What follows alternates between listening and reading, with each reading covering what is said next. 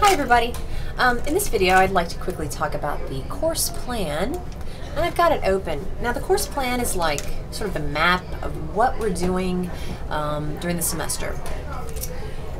Actually, I'll shut that door. I like to have it open because it kind of brings in the pulse of the Education Center into my videos, but it's kind of loud right now. So in the course plan, I really try to get down to the things, the really important thing that you need to know. You need to know timeline. So when do the different sort of weeks, what's the structure of the weeks over the semester? So you need to know the timeline, you need to know the deadline for things, and you need to know what those things are. So what are the things that have points attached to them that impact your grade? When are those things due, down to the minute?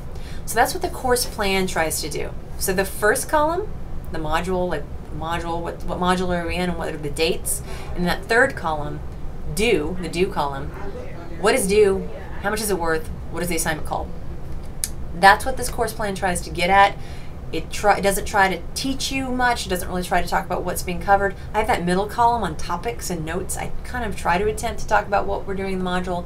But really, if you want to know what you're doing in the module, you go to the module in CourseDen and you look at the module checklist. That's where the what are we doing in the module, you know, what are the other sort of teacherly and instructional types of things are we actually doing in the module in addition to just the assignments. Go to the module itself if you really want to know. So this course plan is really unromantic, kind of. It just kind of tells you what you're doing for points. And I hate to put it that way, but that's what it's for. So for example, you know, in the orientation module, it spans from January 9th to 15th. That's a 1-week module. In that module, you're going to upload your roster picture to the CourseDen system. Sorry. It's a much simpler word than I thought that I was looking for. Roster picture and a little biography. So you're going to tell us who you are and upload your picture. You're also going to do the orientation discussion. You're going to introduce yourself, talk a little bit about your expectations for the class, maybe what your major is, things like that. Respond to a couple people. That's worth 6 points. And you're going to take the orientation quiz. So these are the point-sparing activities, but you're doing more in this module than just those things. You want to go to the actual module, the orientation module, grab the checklist. You're hopefully in it right now. That's how you access this video. You look at the checklist. What are the things I have to do in this module? And, you know, because you don't want to just take that quiz. You don't want to just take the orientation quiz, for example. That's something else to do at the end of this module. You don't want to just take that cold. You want to read the syllabus, read the course plan, read the discussion guidelines, all kinds of stuff in that orientation module before you get to that quiz. So this this document then just tells you what's the schedule and what's due when. Okay? If you look at it, let's just talk about a few things that you might see in it. You'll see that you have some readings that start up in Module 1. There's a book chapter to read. Module 2's got a book chapter. Module 3's got a book chapter. And then in every module, there's also going to be regular smaller readings in addition, probably that are related to the discussion. So if you notice, you've got in Module 1, you have a Module 1 discussion worth 12 points. In Module 2, there's a Module 2 discussion. In Module 3, there's a Module 3 discussion. So there's a discussion going, there's a sort of a thread where there's a discussion board in every module all the way through the end of the semester. What else can we see from this sort of global picture of the course? Well, starting in Module 2, we have something called Progress Video Journal 1. That's where you turn on your webcam and you talk to me about how the class is going. Okay? So that starts in Module 2. That's due. That first Progress Video Journal will be due February 12th. I can't speak today. February 12th at the end of the module. Then you have another one, Progress Video Journal number 2. That's due March 11th. So that's at the end of Module 4. And then in the very end of the class, you have Progress Video Journal 3. That's due at the very end. Okay, so this is a way in which you reflect on the course. How's it going for you? All right, what else can we look at and see here?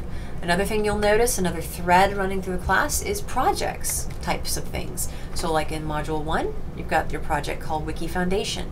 That's where you're going to build the foundation for the rest of your work for the class. It's a little confusing at first. People don't understand, why do I have to submit things in so many places? Maybe I can draw a picture. But basically, you build a wiki. It's a website. And it's basically your portfolio. And on that wiki, I don't know if this picture is any good, but on that wiki, you've got different pages that represent your work. So like, the Wiki Foundation is kind of, it represents some work, but in the following module, you have TechCast. So TechCast will have its own page on the wiki. And the reason we do that is because you'll do your TechCast, you'll upload your artifact for your TechCast to that page, and you'll reflect on that page. And by the end of the semester, if you look down, there you go. By the end of the semester, you'll see that you have something called Final Portfolio that's due. And that Final Portfolio is this wiki that you're building in the first module of the class.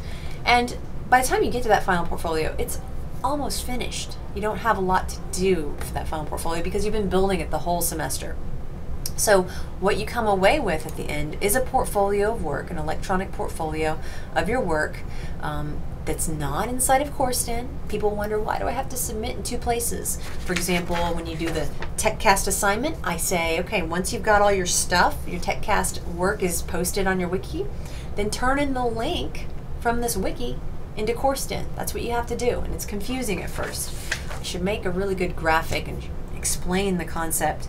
It seems a little redundant at first, but you have to do that because I can't go to, if I were to say, you know, just turn in your wiki one time, I can't put your feedback on this wiki because I can't put your grade on there because that's against the law. I have to have a private place where I could do that. That's what CourseDen is for. But CourseDen will not be here forever, and you might want to have your own, you might want to have control over the work you did in this class. So the wiki will allow you to have control over it after CourseDen vanishes. CourseDen's probably going away this year. In fact, in my class, I'm probably moving over to the new learning management system maybe in summer. So this may be my last semester to use it, and it's one of your last semesters to use it because the whole system's moving to something else. So the wiki allows you to have a portfolio of work that's not trapped inside of the CourseDen section. It allows you to be in control of your stuff. At the same time, we need CourseDen for private feedback. At first, it's overwhelming and confusing, and just let me know. I'll do my best to explain it with visuals, and you will get used to it. People get, you know, by module 2, the end of module 2, people kind of start to get the hang of it. Well, maybe module 3. You really start, you're like, okay, this makes sense. I get it. All right, so that's the other thread. There's projects running throughout. So like Wiki Foundation is a project. The TechCast is a project. In module 3, we don't really have a project. We kind of take a break. You don't really do much. You're just kind of learning about stuff. You have other things going on, but not a project. Module 4, we have a digital movie, which is a project. Module 5, we have the assistive technology project, and we actually have 2 projects that module. The unit plan modification is a kind of project. And then in module 6, you have the only other new project is the content area specific technology project.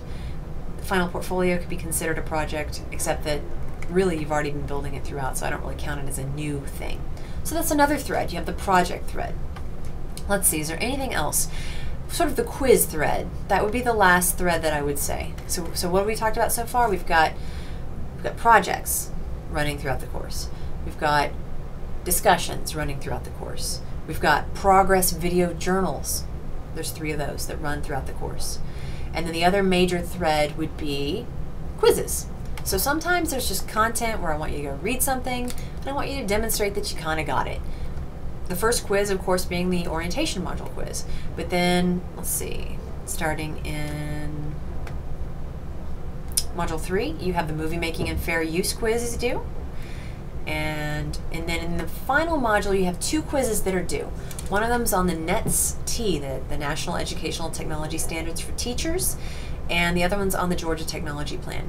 Those are available to you right now. You can go, if you have a break in this class, if you want to get ahead, you want to go to the home page of CourseDen, to the Q2 link, go inside there, read the first page that introduces what these things are about, read the content that I've given you, the materials, go explore it, then take the quiz. I think you have 2 chances to take the quiz, and the highest grade is taken, okay? So those are due at the end of the semester. I encourage you to get it done as soon as you can. so that those are not actually due at the end of the semester. Because you and I both know that the end of the semester is really crazy when you're a teacher, you know, a pre-service teacher student. It's just insane because, as one of the methodology professors explained to me, because I've always wondered why. I like to think that my class is pretty much spread out evenly across the semester, and I noticed that a lot of big projects come due in the other classes. I really do try to spread it out so that the work is just kind of heavy and intense the whole way through. Sorry, but I do that. But a lot of the other classes, it seems like a lot of the big stuff comes at the end. And as the methods, one of the methods professors explained is that a lot of students aren't ready to do those big projects until the end. They're trying to build your knowledge slowly throughout the whole semester, and then they just kind of slam you at the end and make you show what you know and what you can do at the end, and it gets overwhelming. I know it's going to be overwhelming in the end, so as much stuff as you can do ahead of time, the better for you. And there's a lot of ways in which you'll have that final portfolio ready to go. You can have it ready even before you've hit Module 6. For the most part, you can have it 96% finished. All right, so that's the course plan. You notice how I kind of was able to describe what you're doing this semester just by looking at this plan. I was able to talk about the different kinds of threads that you're working through in the class, the discussions, projects, readings, and progress video journals.